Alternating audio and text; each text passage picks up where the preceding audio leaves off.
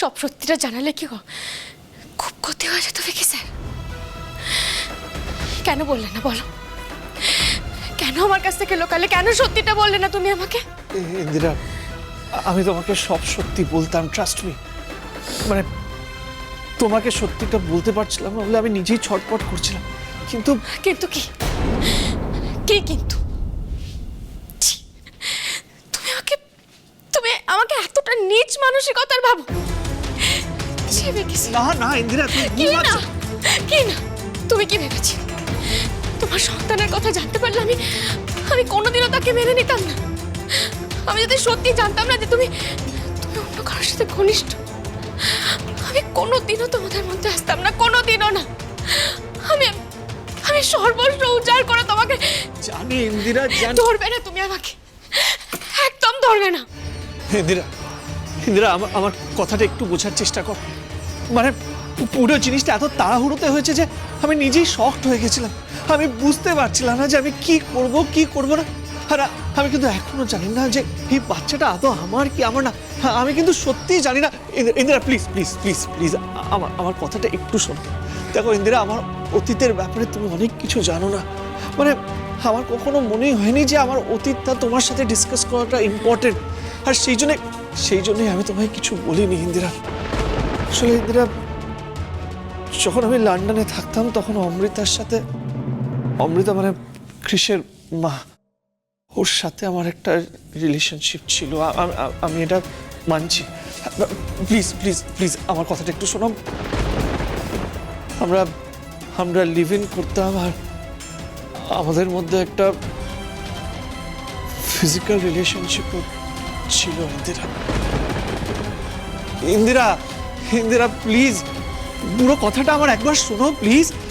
এই রিলেশনশিপ থেকে Amrita walk out করে যায় আর তাই লন্ডন ছেড়ে আমি এখানে চলে আসি, পুরো ব্যাপারটা ভুলে যাই।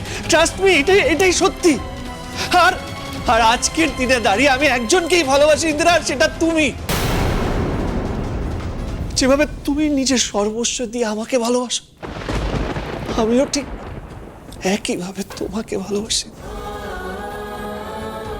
আমার জীবনে তুমি ছাড়া আর কেউ নেই ইন্দিরা। আর যখন হুট করে একদিন এই ফোনটা আসলো না ইন্দিরা, তুমি ওখানে বিজি থাকবে তো থাকো, আর আমি এখানে দরজা বন্ধ করে ছেলেকে নিয়ে বিষ খেয়ে মরবো। আমি আর আমার সন্তান তোমার জন্য, শুধুমাত্র তোমার জন্য অপেক্ষা করছি। এবার তুমিই বলো ইন্দিরা, এরকম একটা সিচুয়েশনে আমি কি বা করতাম? যেভাবে অমৃতা পুরো ব্যাপারটা আমার কাছে প্রেজেন্ট করেছিল, আমার তো মনে হয়েছিল যে বাচ্চাটার শরীর খারাপ। আমি ভয় পেয়ে গেছিলাম। আমার মনে হচ্ছিল আমি যদি ওখানে না যাই, ওরা যদি কোনো ভুল স্টেপ নিয়ে না, তাহলে তো দোষ আমার উপরেই পড়বে। আর সেই জন্যই তুমি দিনের পর দিন একটার পর একটা আমাকে মিথ্যে কথা বলে গেছো, তাই তো? ভয় পেয়ে গেছিলাম আমি ইন্দিরা। তোমাকে হারিয়ে ফেলার ভয়। আমার মনে হচ্ছিল যে তুমি যদি সবটা জানতে পারো, মানে সবটা জানতে পারার পর তুমি যদি আমাকে ছেড়ে চলে যাও, তখন কি হবে? এটা যদিও তোদের একান্ত ব্যক্তিগত ব্যাপার, তবু আমি বলতে বাধ্য হচ্ছি যে ইন্দিরা যথেষ্ট বুদ্ধিমতী একটা মেয়ে। সত্যিকারের ঘটনাটা অ্যাটলিস্ট তুই যদি ওর সাথে শেয়ার করতিস না, তাহলে পরিস্থিতিটা তুই সামলাতে পারতিস, তোরই সুবিধা হতো। আর সেটা না করে যেই দিকে তুই পা বাড়িয়েছিস, সেটাই সমস্যা বাড়লো, কমলো না। আমি একটা জিনিস বুঝতে পারছি না বিকি, তুই আমার ভাই হয়ে এতটা বোকামি কি করে করলি বলতো? আমি তো জানি না। মানে সেটাও তুই আবার জিজ্ঞেস করছিস? আশ্চর্য। এই স্যার কোথায়? আচ্ছা, অমৃতা ম্যাডামের বাড়ির লোক কাউকে দেখেছিস যার আজকে ব্লাড ট্রান্সফিউশন হলো? ওনার বাড়ির লোক? আরে বিক্রম চ্যাটার্জি, যিনি এলেন না? ও বিক্রম চ্যাটার্জি, হ্যাঁ উনি তো এক্ষুনি ওনার ছেলেকে নিয়ে বেরিয়ে গেলেন। বেরিয়ে গেছেন? তাহলে তো এক্ষুনি ফোন করে ডাকতে হবে। কি হচ্ছে সিস্টার? স্যার পেশেন্টের অবস্থা খুব ক্রিটিক্যাল, আপনাকে একবার আসতে হবে। ও ঠিক আছে চলুন, আমি দেখছি। আসুন স্যার। আমি তখন ওই ডক্টরকে জিজ্ঞেস করলাম, উনি আমাকে কিচ্ছু বললেন না। অথচ কে বুঝতে পেরেছি, বিক্রম চ্যাটার্জি টাকা খেয়েছে, তাই তো? ওই বিক্রম চ্যাটার্জি টাকা দিয়ে কিনে নিয়েছে, তাই আমাকে কিচ্ছু বলেনি। কি বললো কথাটা? বিক্রম চ্যাটার্জির ছেলে, তার মানে ওই বাচ্চাটা ভিকির বাচ্চা। তার সঙ্গে অমৃতা বলে এই মহিলা, সে আবার পেশেন্ট।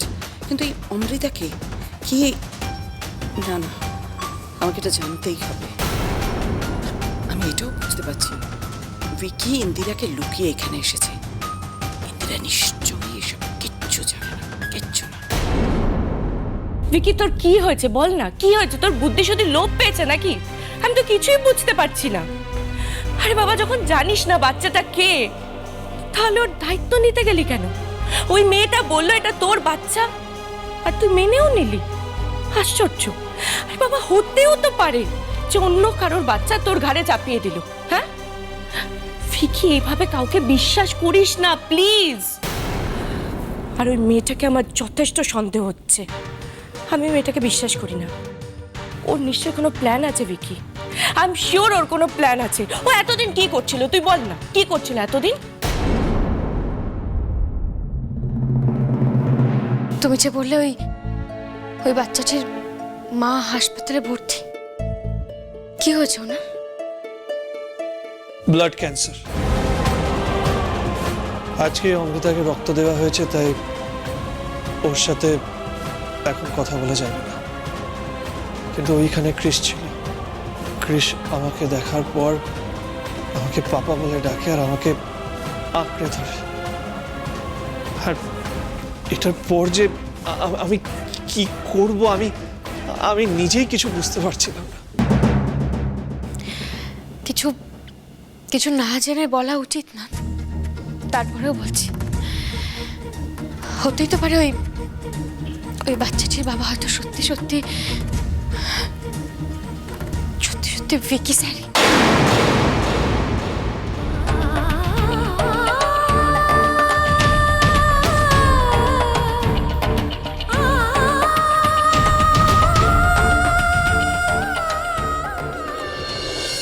আমাদের সবটা ভালো করে জেনে নেওয়া উচিত। প্রয়োজন পড়লে ডিএনএ টেস্টও করতে হবে। ভিকি, এত সহজে পিতৃত্ব স্বীকার করিস না ভাই।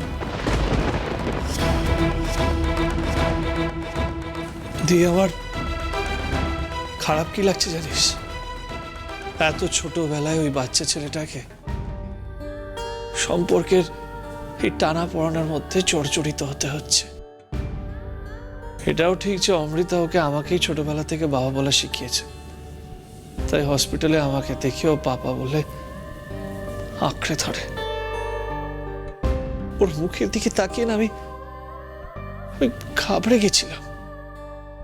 বুঝতে পারছিলাম না যে আমার কি করা উচিত। বড্ড অসহায় মনে হচ্ছিল নিজেকে আমার। অসহায় লাগছিল কেন? আমি নেই? আমরা নেই তোমার পাশে?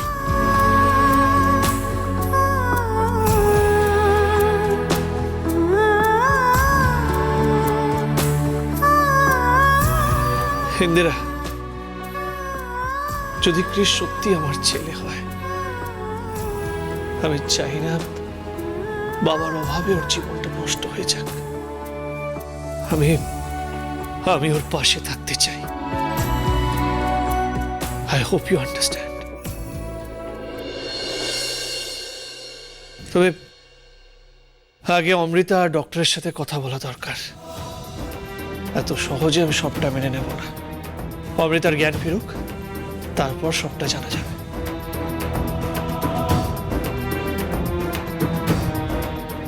একদম ঘাবড়াবি না ভাই, আমরা সবাই তোর পাশে আছি।